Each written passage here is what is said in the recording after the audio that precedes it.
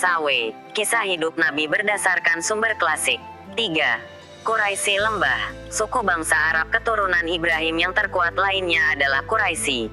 Sekitar 400 tahun setelah Masehi, seorang lelaki suku Quraisy bernama Qusay menikahi anak perempuan Hulail, pemimpin Huza'ah.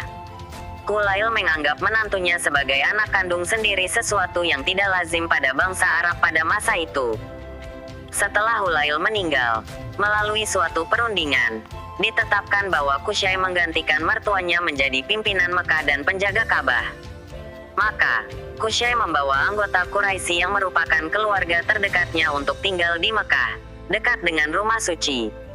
Mereka adalah Zuhroh, saudaranya, Taim, pamannya, Mahzum, anak pamannya yang lain.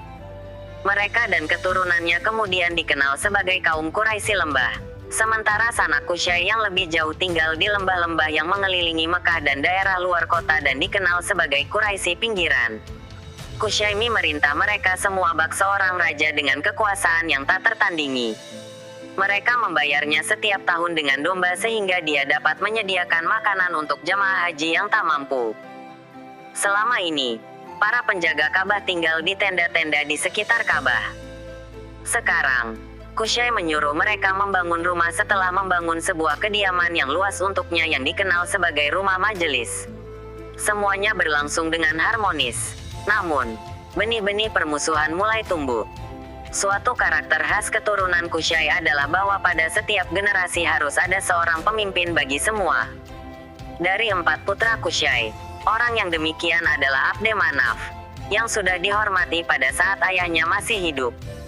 Namun, Qusay lebih memilih putra pertamanya, Abd al-Dar, meskipun ia yang paling kurang cakap dibandingkan yang lain.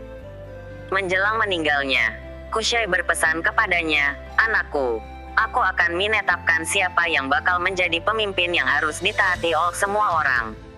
Tidak ada yang dapat memasuki Ka'bah kecuali engkau yang membukakannya. Selain tanganmu, tak ada yang boleh menandai peperangan bagi kaum Quraisy.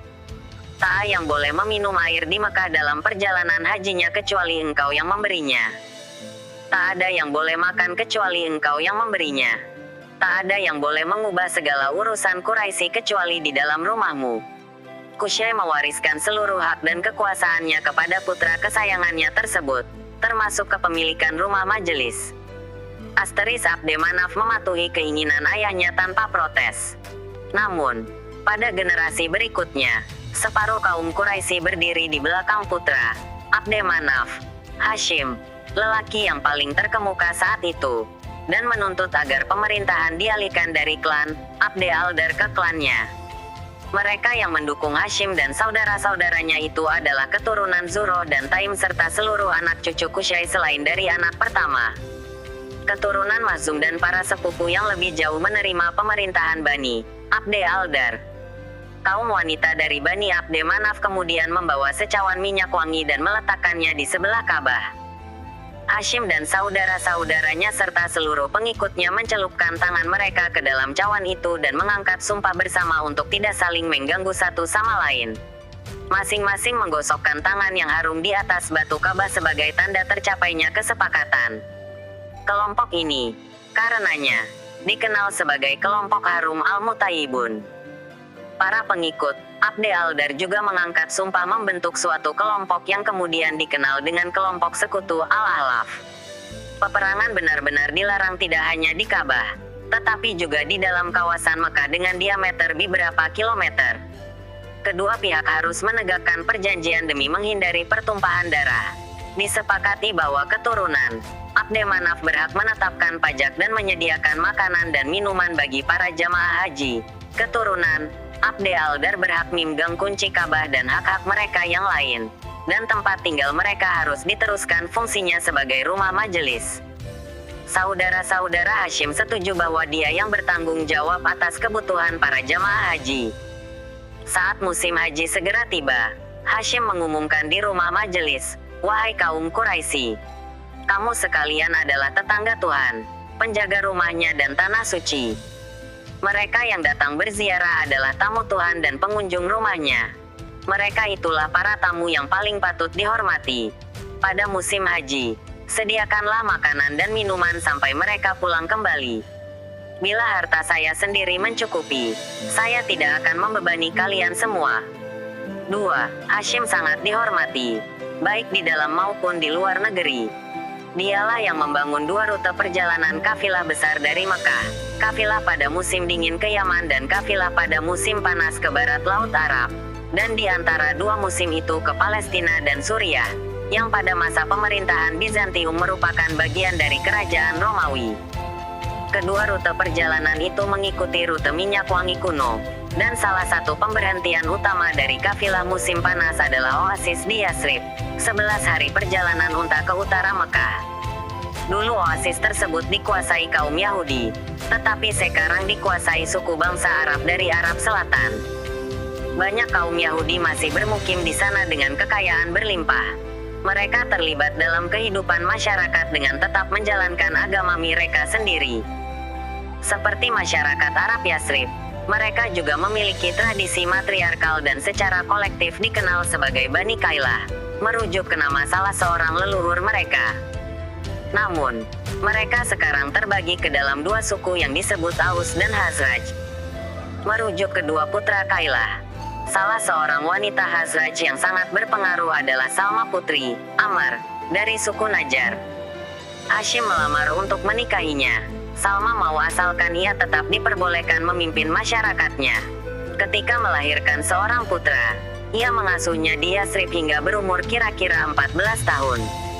Hashim tidak melarangnya agar si anak tahan terhadap berbagai penyakit padang pasir yang lebih berbahaya bagi pendatang baru ketimbang bagi penduduk asli. Sebab, penduduk daerah tropis lebih kuat dibandingkan dengan penduduk Mekah.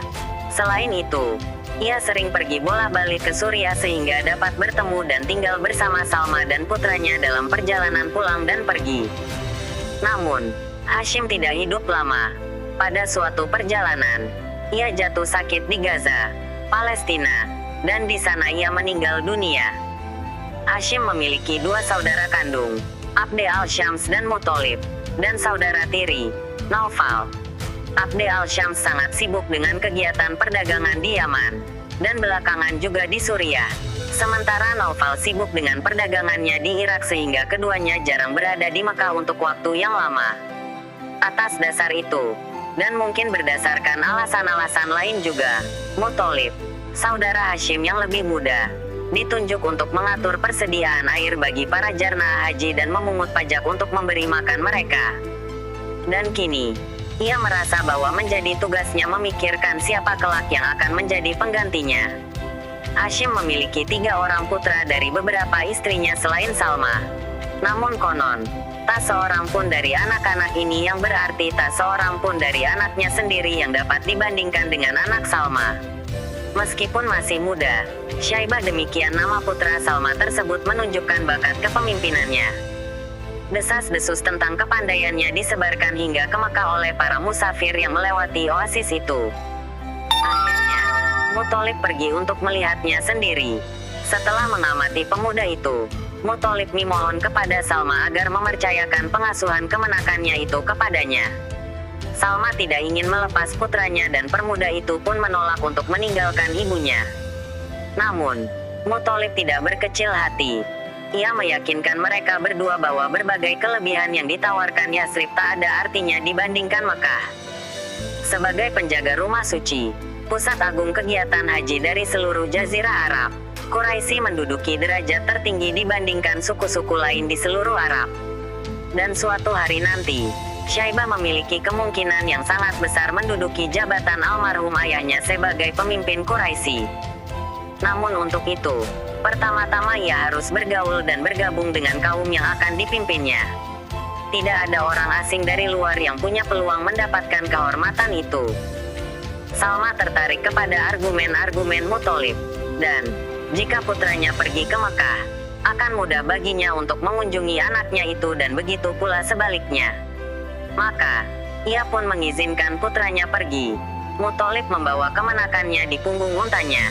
Ketika memasuki kota Mekah, ia mendengar orang-orang yang ditemuinya di jalan menyapa pemuda asing yang dibawanya itu dengan Abd al-Muthalib, yang berarti budak Muthalib. Bersukarialah kalian, Jawab Muthalib. Ia tak lain adalah putra saudaraku, Hashim. Mendengar jawaban itu, orang-orang menyambutnya dengan gembira. Berita itu pun tersebar di seantero kota dan menjadi bahan pembicaraan dari mulut ke mulut. Sejak hari itu, pemuda itu terkenal dengan nama Abd al-Muthalib. Tak lama setelah kedatangannya, Abd al-Muthalib terlibat perselisihan tentang tanah pertanian milik ayahnya dengan pamannya, Naufal. Namun, dengan bantuan paman asuhnya, dan pengaruh yang ia bawa dari Yasrib, Abd al-Muthalib berhasil mendapatkan hak-haknya. Anak muda itu juga tidak mengecewakan harapan-harapan yang sudah melekat pada bakatnya sejak awal. Setelah beberapa tahun, ketika Muthalib telah meninggal dunia, tak seorang pun menyoal kualifikasi keponakannya itu untuk memegang tanggung jawab menyediakan makan dan minum bagi jamaah haji. Bahkan, disebut-sebut bahwa Abd al-Muthalib berhasil mengungguli ayah maupun pamannya dalam menunaikan tugas ini.